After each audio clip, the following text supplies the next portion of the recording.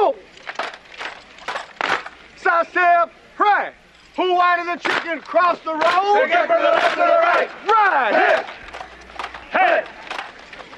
Hut. He stepped out of range, got hit by a team. He ain't no chicken no more. No. Left leg, lift. I wish we were talking about stripes today, but no. We there, salute. We're talking about Child's Play 3. 5, 7. Huh? It's Pods and Monsters. Razzle dazzle. You fucking people. That's the fact, Jack.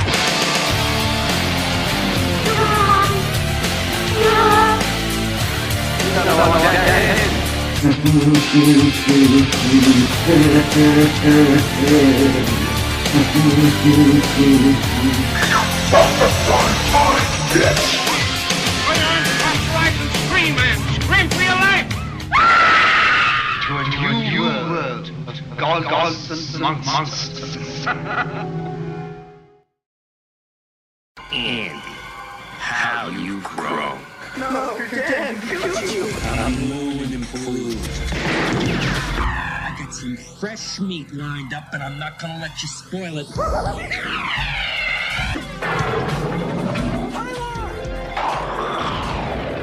Child's Play 3.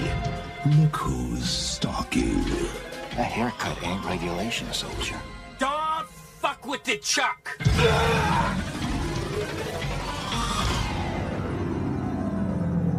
Hello, Psycho Nation, and welcome to Pods and Monsters, your podcast for everything horror movies, horror pop culture, and all that good stuff. I am the Ace. With me is my co-host, The Gov. and we continue our countdown to Orion's Child's Play remake with the third installment of the franchise, Oh, what a rough. Child's Play 3.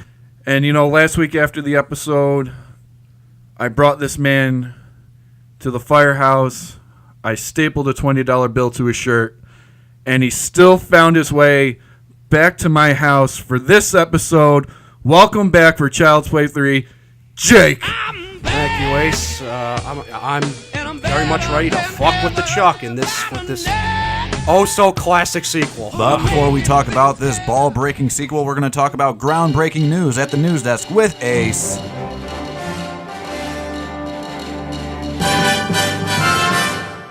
Thank you, Gov. And for the news this week, and as always, our topics come from iHorror.com. Nevada's infamous Clown Motel has spawned its first movie. Now, this is an actual hotel. This is a hotel based on creepy clowns. It has spawned a movie. That's so cool. Inspired a movie. That's really cool. Listed under the Internet Movie Database. It is right now being called Clown Motel, Spirits Arise, and it's got some horror legends in here. We're going to have Tony Moran, who played the unmasked Michael Myers in the original Of course. 1978 Halloween. Ari Lehman, who played Child Jason Voorhees in the original Friday the 13th. Mm-hmm. And this is going to be written and directed by Joseph Kelly, who did Bloody Island. Oh, yeah. So a whole horror alumni kind of group here. That's really cool. So we'll have to keep our eyes out for that. Moving on, Stranger Things Season 3 is coming out soon. And with that, a new promo. Stranger Things is bringing New Coke back. I know. So for those young fellas out there and girls The 80s nostalgia junkies. who don't know, in 1985, Coke changed their formula. It didn't go over well. They called it New Coke. Well, as we know, Stranger Things is a throwback to the 80s. Yep. So it takes place in 1985, and New Coke is going to be a part of the series. And on June 3rd, Coca-Cola is going to re-release New Coke. Attention Pepsi drinkers, introducing the new taste of Coca-Cola, the best Coca-Cola ever. That's all I'm going to say. In fact, that's all I have to say. No more words. I'm sorry. I'm sorry. Whew. Moving on, this is a fun fact. Bloody Disgusting has calculated that John Wick, a.k.a. Keanu Reeves, has more kills than Michael Myers and Jason Voorhees. Wow. It's a lot of body count. Let me explain. Over the 3 John Wick movies, John Wick has killed 306 people. Okay. Michael Myers, over the span of 11 movies, has killed 140. Jason Voorhees, over the span of 12 movies, has killed 157. So you add those together, Michael Myers and Jason Voorhees combined has killed 297 people.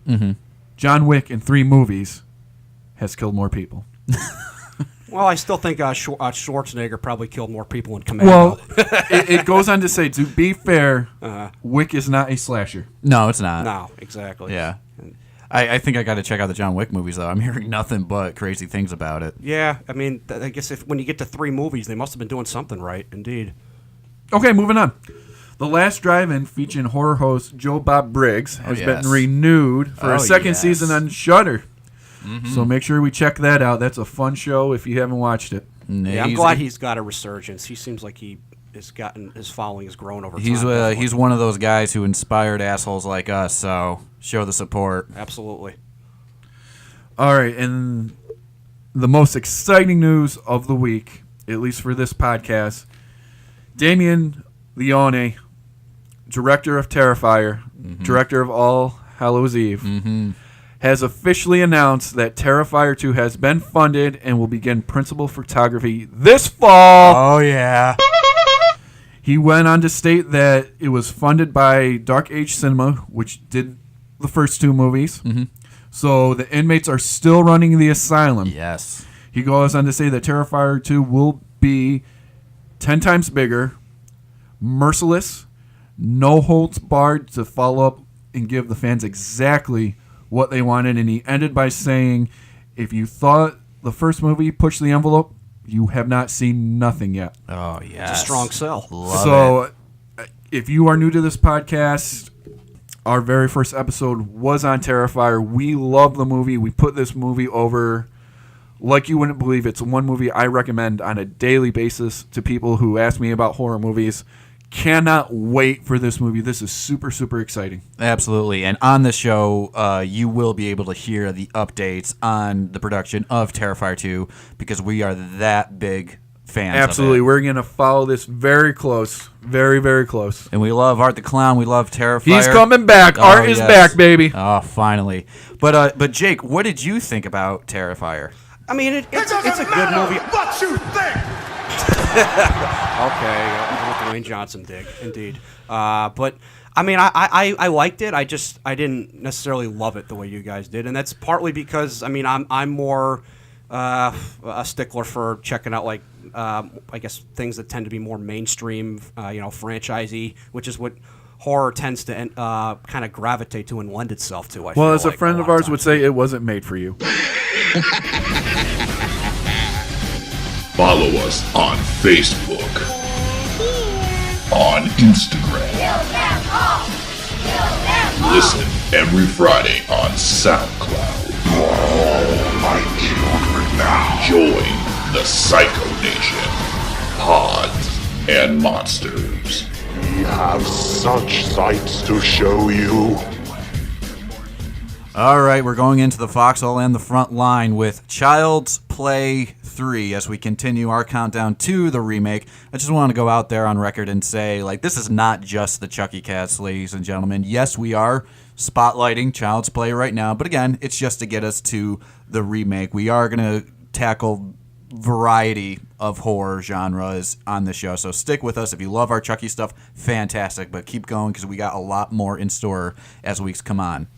But here we are, one of the movies that we've been dreading a little bit about talking about, Child's Play 3. And before we get into what we thought of the movie, here's a little bit of that backstory. After a successful screening for executives of Child's Play 2, Universal immediately rushed another sequel into production to be released the following year. With directing duties passed to Jack Bender and only 9 months to complete the film, Don Mancini decided to set the film 8 years later, taking place in a military school with a 16-year-old Andy Barclay. Released August 30th, 1991, the film grossed worldwide $20.5 million at the box office and became the low point for the franchise for many years, with creator Don Mancini citing it's his least favorite film. And it's also worth noting just some reviews here. The Internet Movie Database gave it a 5.1 out of 10, so I would call that average. It batted 500. I'm surprised it did that, actually. Yeah, that's actually generous. Rotten Tomatoes, not so well, a 29%. Mm-hmm. And Metacritic, even worse, 27%. Wow. It is the steady decline for Chucky. But what was you guys' recent viewing like, indeed? Well, for a franchise that started off strong, in my opinion, and you could go back to our first Child's Play episode, it's definitely on a downward spiral. I enjoy the first movie. I like the second movie enough, despite my nitpicking.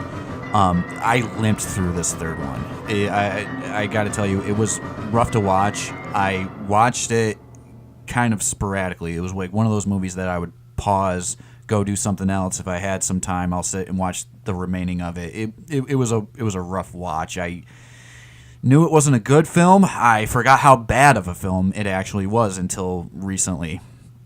Ace.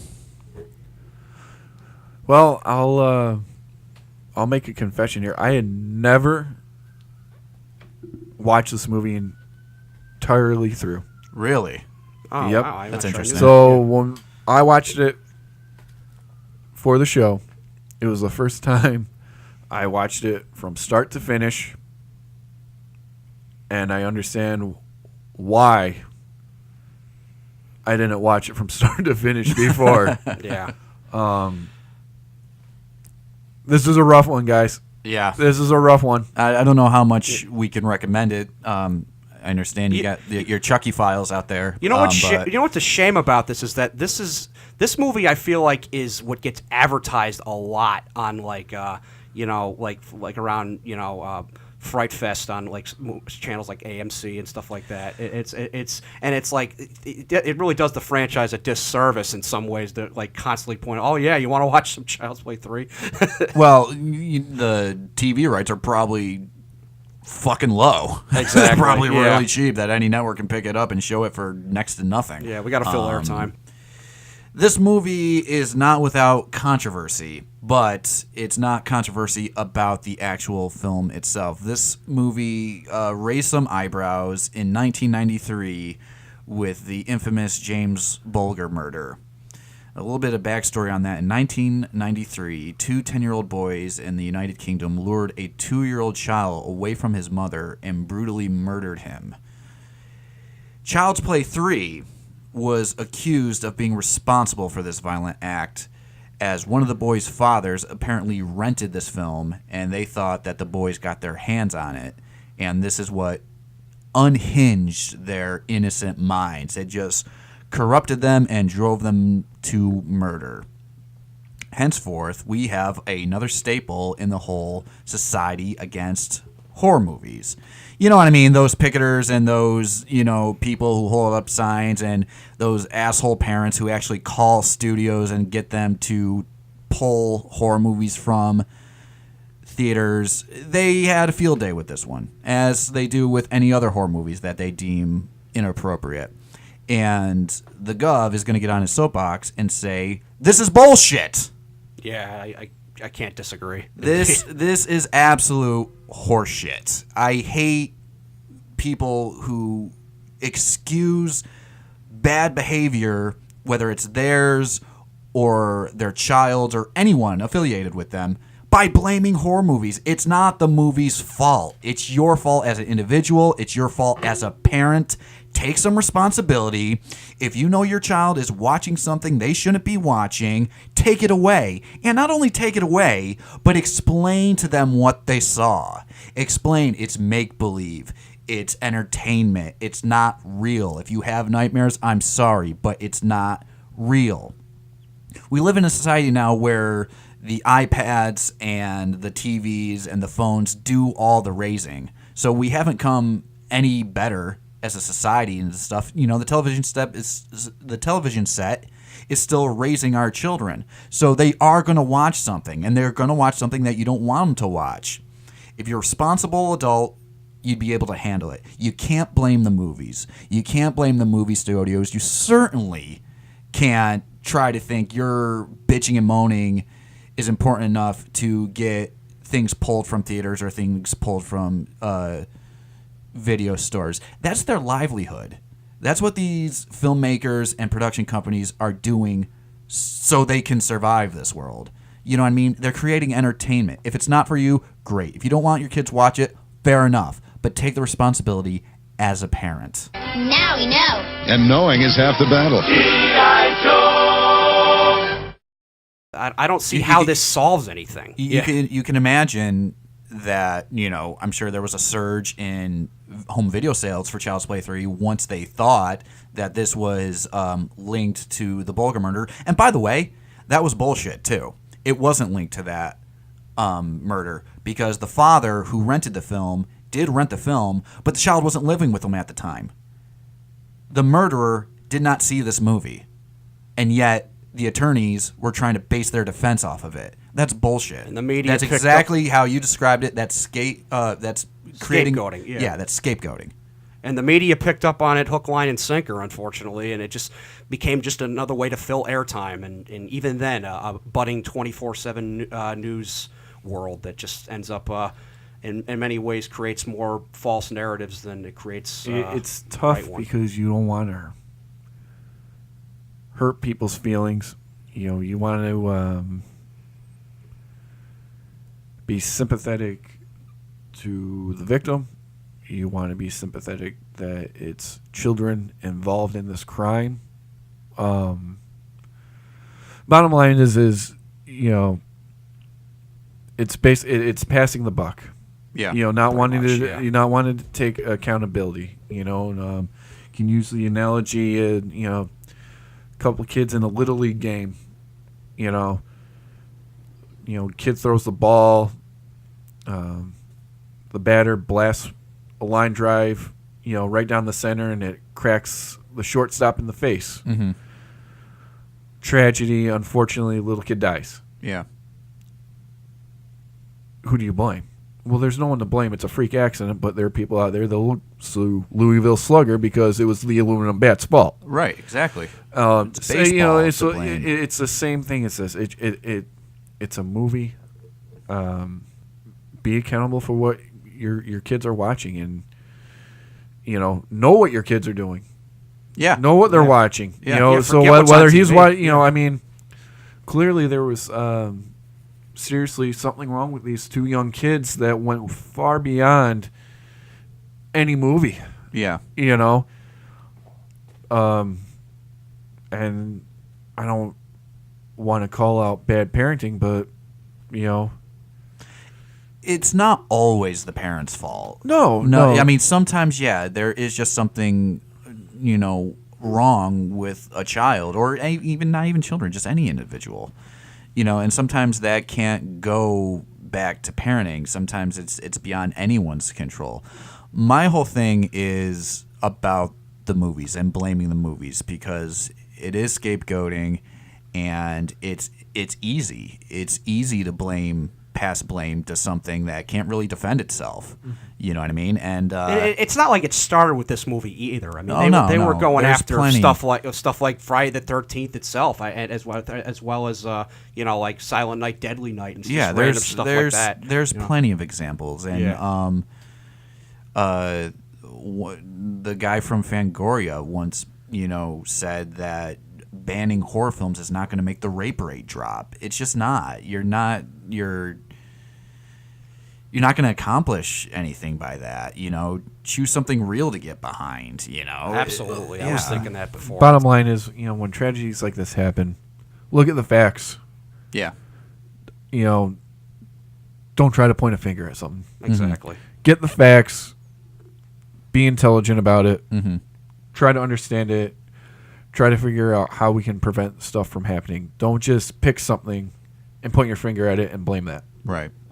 That's really all I got to say about it. Thank you for your cooperation. Good night.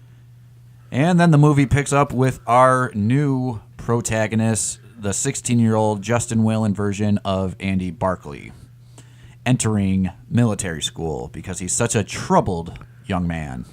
He needs the ROTC. Yeah, that's what's going to straighten out this whole running away from a killer doll thing. Yeah. That's it. I understand, the age jump, feeling that the story of young Andy is over, so they want to pursue older Andy. That's fine. So we catch up with him, and we also meet the new child that Chucky is obsessed with, Tyler. And he's going to be Chucky's new vessel, or at least Chucky's going to try to make him his new vessel. He doesn't waste any time letting him know who he is. It's true.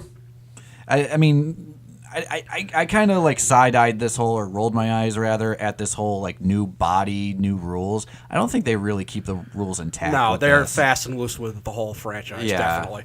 And besides that, in terms of like the other characters and then the way the movie progresses, you got your typical antagonist characters. You got the jarhead, asshole, drill sergeant, or whatever he is. He's head of the barracks. I don't know what you call him. I think they call him a lieutenant of some sort. I don't know. He's their superior officer. Yeah. Typical high school bully, just in a military school setting. Yeah, that's basically what it is. It's a high school drama set in military school. Yeah. You got the crazy barber. I love that guy. Yeah, he steals the show. He steals the show. Andrew Robinson is so batshit in this. You're bald and you're clearly not bald. Somebody show him a picture of a bald person, please. Presto, you're bald. This guy fetishized haircutting, and I don't think I've ever seen it before or since in a movie or anywhere. But Andrew Robinson was great at what he did with it. He made him crazy. He made him bonkers. And, we hadn't seen him in a mainstream horror movie since the first Hellraiser. So I enjoyed him. He's the one thing I did enjoy in this movie. It's like it almost feels like it should be in somewhere else, but it makes the movie watchable when he's on screen, definitely. And then when he dies toward the end of the film, somebody was a Sweeney Todd fan. Oh, sure. Yeah. They all deserve to die. Tell you why, Mrs. Lovitz, tell you why. Oh, then you got the Colonel. Oh, yeah. The best heart attack in cinema history. Full-blown grabber right there. Yeah. I felt horrible when he died. When he clutched his arm and he went down, I'm like, my God. That wonderful model. I'll tell you what. That was the most realistic death in the entire movie because I'm sure if anybody saw a walking, talking Cabbage Patch doll, oh yeah, instant grabber. Good point. Then in terms of other deaths in the films, you got some really weak ones, like the guy in the garbage truck. Yeah.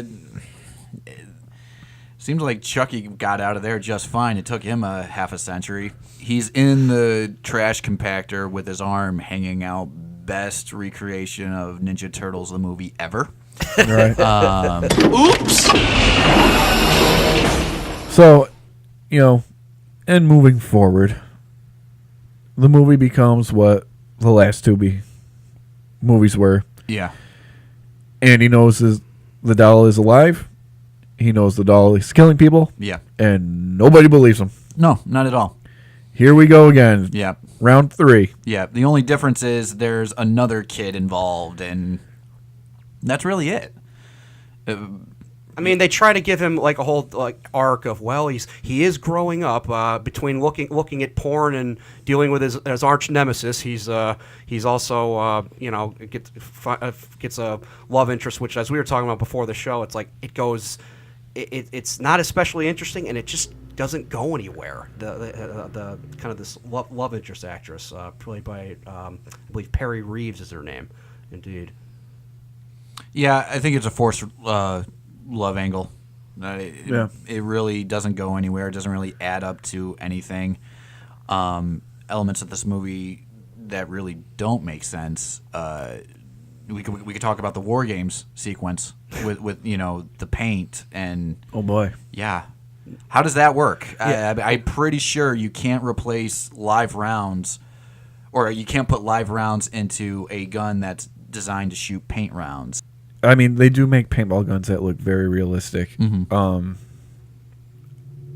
I'm not an aficionado on paintball guns. I don't know what type of weapons of that caliber were available in 1991. Right.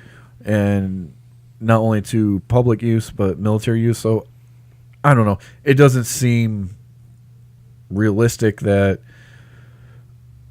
you can replace a bullet, put like a paint wad and a bullet casing. No. In place of a bullet. Not at all. It doesn't seem feasible at all. Right. And and then of course the inevitable is coming. The inevitable is coming, and Chucky replaces the ammunition, the paint ammunition, with real ammunition. Mm-hmm. I will say, by the time this scenario played out, I was happy that when the red team starts shooting the blue team, mm-hmm. it only takes one shot to realize that they have live ammunition. It wasn't the entire red team shooting at the blue team and playing stupid. Right. That's probably the most smartest thing that this movie did. Well, you want to know why, right? Tell me. They ran out of budget. Originally scripted, Well, it was supposed to be the red team mows down the entire front line of the blue team before they're Well, thank God for fucking budget issues, because I would have turned it off. Yeah. I mean, I think they waited too long with just that first shot. I think the fact that they got that first shot and then a couple, I thought there was a couple other shots that went off. Yeah, they were all shooting. Nobody else got no one hit. else got killed, Yeah. but they were still shooting the trees and the rocks and Yeah, and also just like to begin with the whole thing and how Chucky gets this. It's like twice in the movie Chucky finds his way into the armory, which is like. Isn't it usually supposed to be like the most guarded place on a military base? It's like where all the live ammunition is. Like he just is able to get in there with no problem, no security whatsoever. It's where the comedy really comes in. Here's the thing about that. I chalk that up to having to suspend belief in a horror movie more than a flaw. I mean. It's just, you got to get us to the end. Yeah, so. I mean, how many times does Michael Myers just show up in a random house that's supposed to be locked up? It's how the fuck did he get in there? But you suspend the belief that he can do it, just so you can get to the end. Just so you can get that particular aspect, Jake. I just chalk that up to you gotta let that one go. Yeah, So we go from that to a random fair in the middle of the woods. I think that's pretty cool that you can have a random fair in the middle of the woods. I guess those that's where we have to have our climax, put Chucky and chasing people through a amusement park. Which, on paper looks good, You know what? I wouldn't even say the sequence was bad. It doesn't fit in this movie. No, because the movie is supposed to be Andy at military school. Yeah. Now, if the whole movie was based around a carnival, that would have been cool. Right. I mean that.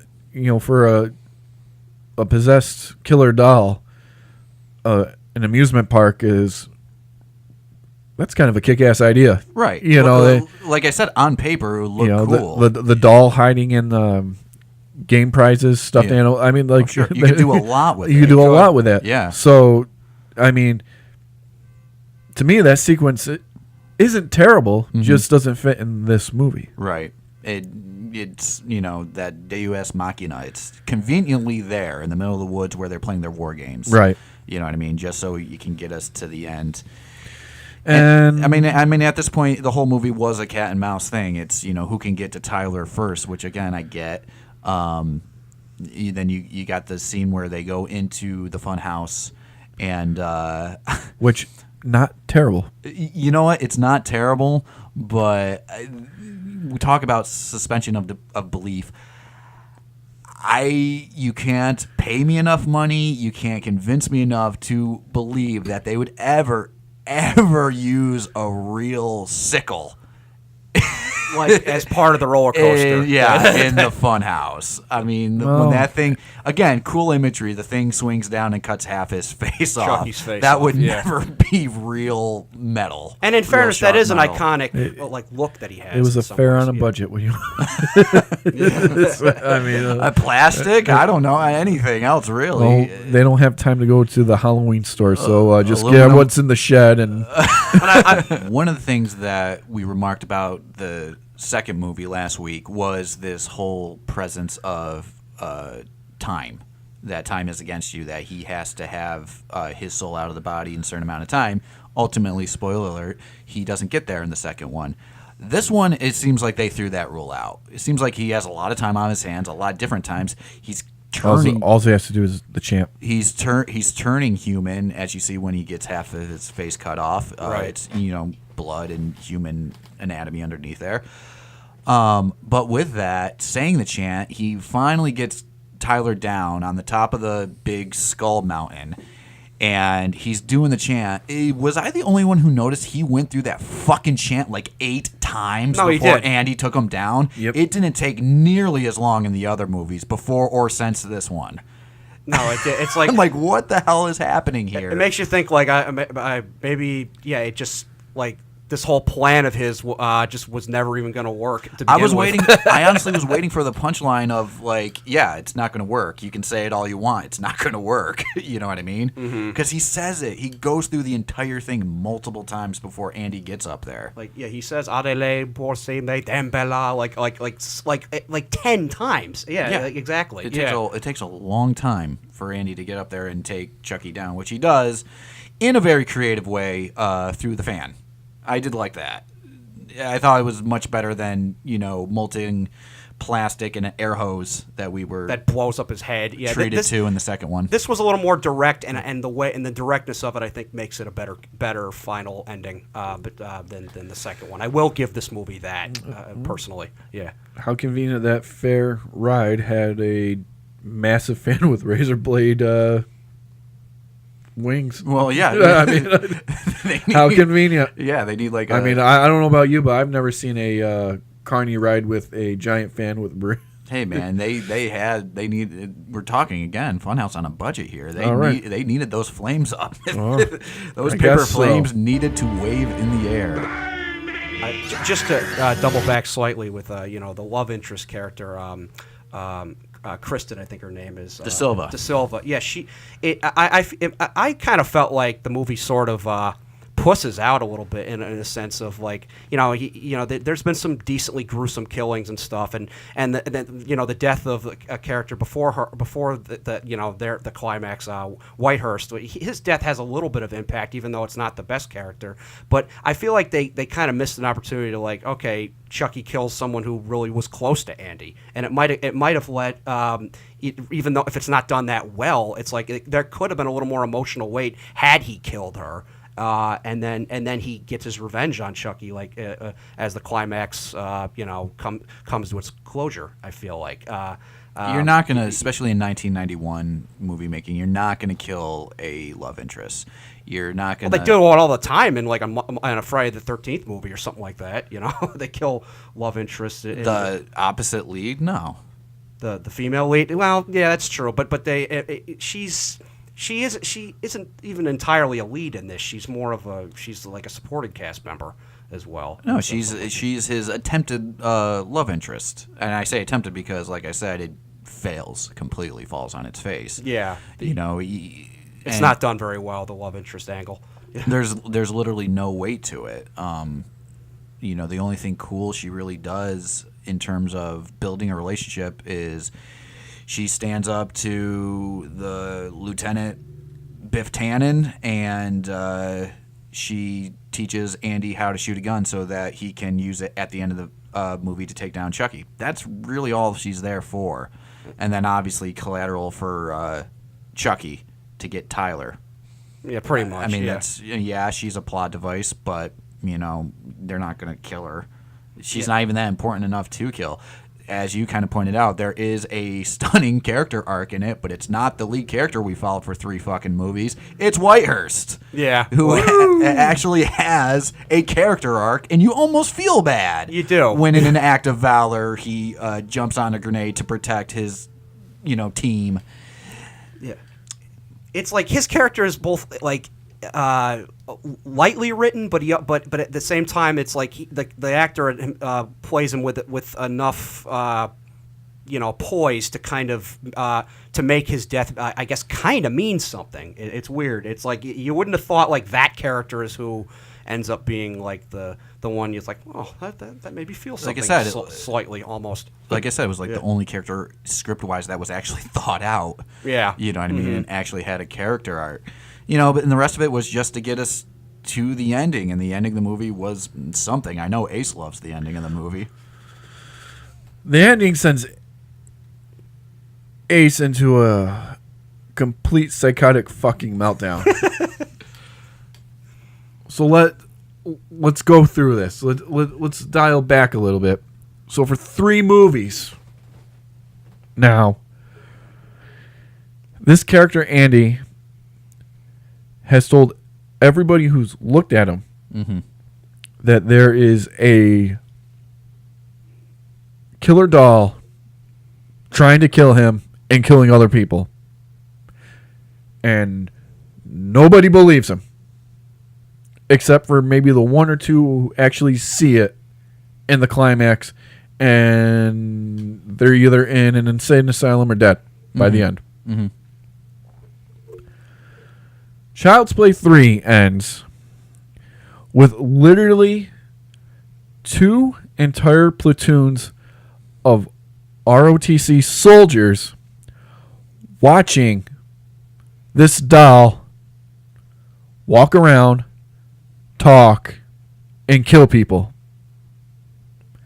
And yet at the end of the movie, Andy, and I'll add happily, is being put into the back of the police car and waving goodbye. Boy! He has witnesses. A lot of them. Yeah. What the fuck? A whole platoon of people. It's like, but No, a-hole. 2! Yeah. Red and blue! Right. Like you said, the budget. What the fuck? And then he says to De Silva, his would-be love interest, "Don't worry, I'm used to it." Happens all the time. This guy's after me all the time. I'm used to being arrested and processed for a crime I didn't commit. Holy shit, guys. Scratch of the head, face. I mean, again, when it was just him, you could chalk it up. This kid's fucking psycho. Yeah. When you have 40 fucking people who see the same thing. And no one steps up and says, no, this kid knows what he's talking about. The doll's in the fan. Arrest that. Nope. Andy happily goes to jail. Yeah, so what does that mean? Do you think the company paid off the military school just like they did the detectives in the original? Keep it quiet, all 40 of you. That's a lot of fucking money if they did. I guess those that their dead CEO has to write checks for. Because I'll tell you what, if it was just me, it'd be easy to pay me off. Oh, sure. But if I look around and I see 30 other guys with me, how much money are we fucking talking about? Because I have a very good memory. It's what in the good fuck? I cannot believe not one person during that production said, wait a minute, guys. I know we've run out of money, but we got 40 fucking witnesses here and we're putting Andy in the fucking cop car. Well, I'll tell you what. Now I really want Chucky to come back and kill this fucking kid, because not only did he not give a shit about his mother who went into the insane asylum, he enjoys going to jail for murders he didn't commit.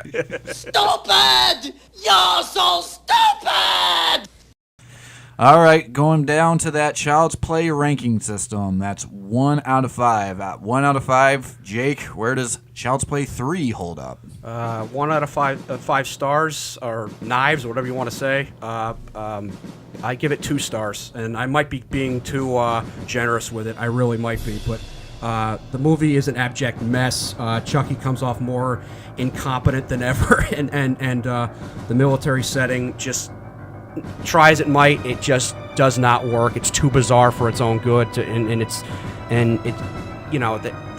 look of Chucky is much more, ridiculous looking than in previous films, and it's just you understand why after this film that the franchise needed a hard reset, and then some. So yeah, 2 stars for me. All right, and then for the Gov's money that he wish he didn't spend on this movie, I gotta give it a 1 out of 5. That one being for Brad Dourif. He's still on point. He's still on the ball. He's still doing what we all know and love him to do with this character. So if any merit this thing receives, it's from Brad Dourif's performance. As a comedy, I give it a 4. It's the funniest shit I've ever seen in my life. As a horror movie, I give it a 1. For the same reason you, Brad Dourif. Yeah. It's certainly a movie that was trying to accomplish something. It was trying to progress. It just did not know where or how they were going to do it. And quite frankly, you can see the exhaustion on the filmmakers, that they just have nothing more to say for Chucky or this Child's Play series, which warranted a 7-year hiatus.